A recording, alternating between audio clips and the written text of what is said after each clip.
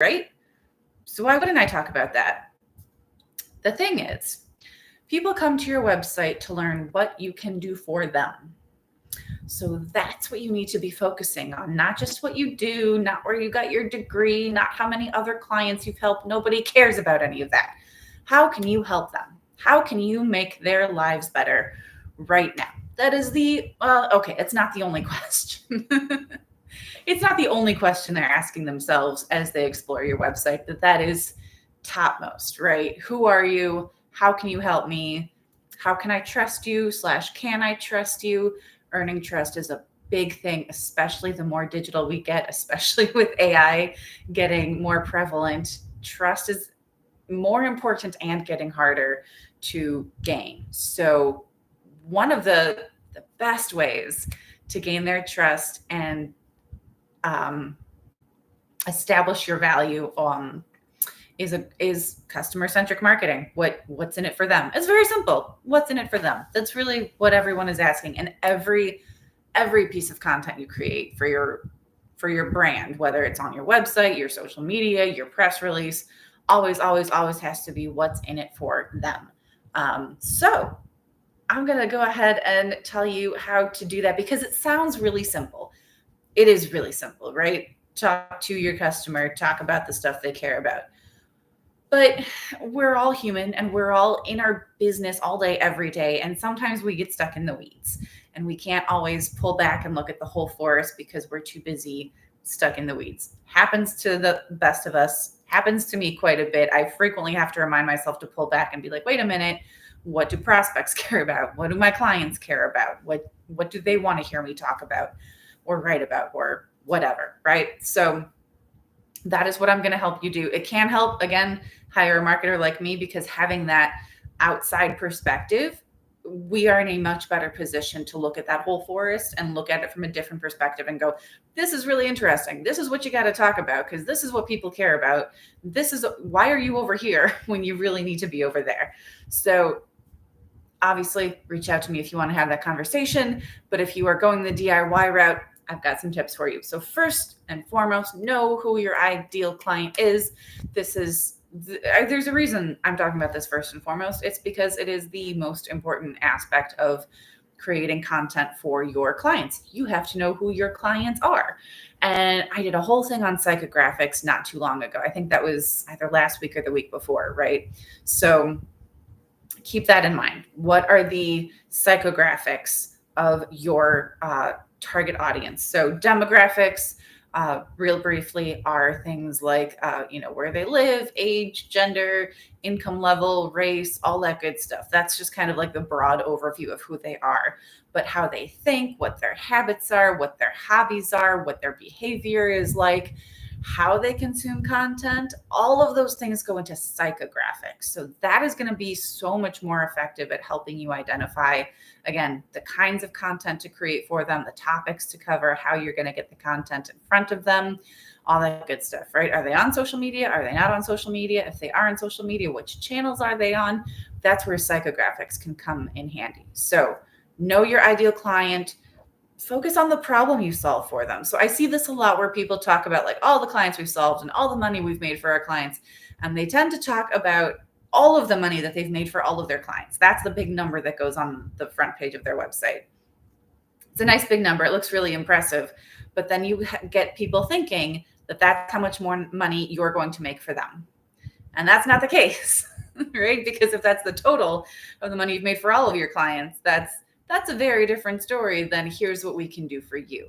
So set the expectation first and foremost, but then also know what that problem is that you're solving. Is it money? Is it trust?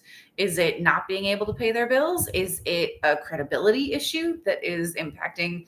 Let's get down to it. It's usually a money issue, regardless of whether you're in B2B or B2C. It's always about either making money or saving money or getting the most out of their money when they spend it with you or with someone else. So not that you always have to talk about money, but know that that's what people are thinking. So then help them. You got to solve the problem. Don't just make them reach out to you. That is should be your call to action. But before they reach out to you, especially if you provide professional services, they're going to want to make sure that you can actually talk the talk or walk the walk. Right? We can all talk the talk, but can you walk the walk? So one way to, again, earn that trust is by helping them. So the content you provide, just like the videos I provide here, the blog posts on my website, are all about providing value, giving you tips and tricks that you can use in your content marketing strategy. Apply it yourself. And if it works and you realize you want to keep doing it yourself, great.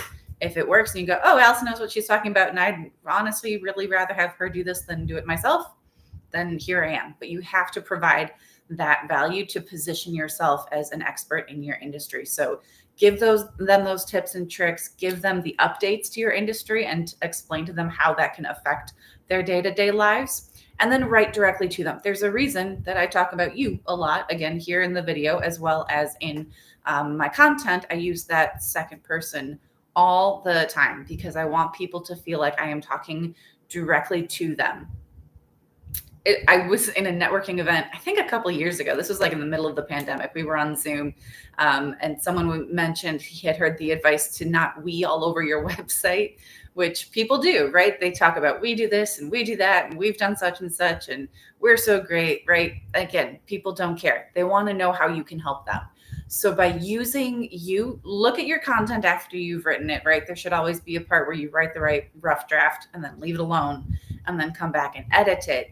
And if you see the word we in there more than you see the word you, or it could be the word I or whatever, whichever, whether you're using a plural or singular pronoun, you want to make sure that you use that you more than you are using the we. So take a look at your content before you hit publish and make sure that you are talking to your clients much more than you are talking about yourself. So that makes sure that you're not weeing all over your website, which I know sounds dirty, but you know what I mean. But that also makes sure that you are creating customer-centric content, because if you are talking all about yourself, you're not really thinking about the customer, and you really want to make sure it's focused on them and then speak directly to them in the content, because that's what's going to engage them. If they feel like you're talking to some random third party, they're not going to be as engaged. You want to be talking to them, and you want to use their language. This is so important. Again, we are all guilty of this, of using the jargon, of using the industry specific acronyms. I do this all the time too, where I assume everyone knows what SEO means. And every once in a while, someone will go, huh, what does that mean? And I go, oh, that's right. Not everyone is buried in this content all day, every day. I have to back up a little bit and literally spell it out for people, right? So do that. Keep it super simple. Avoid the industry specific jargon unless your audience is in your industry or in a related industry where they know what that means. I was talking to someone who is a marketing consultant. And so when we got to talking about like the buyer journey and everything, he was like, yeah, great. You're totally speaking my language. Great.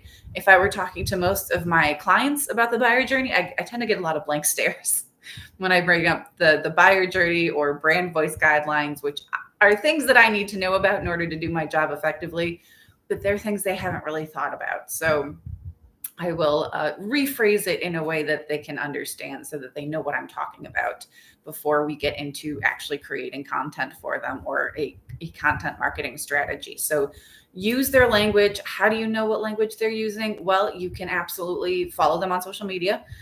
Check out the comments that you're getting. Check out the reviews and the testimonials that you're getting. What language do they use in those reviews and testimonials to talk about you? That is an indication that is where you're living inside their head, so to speak.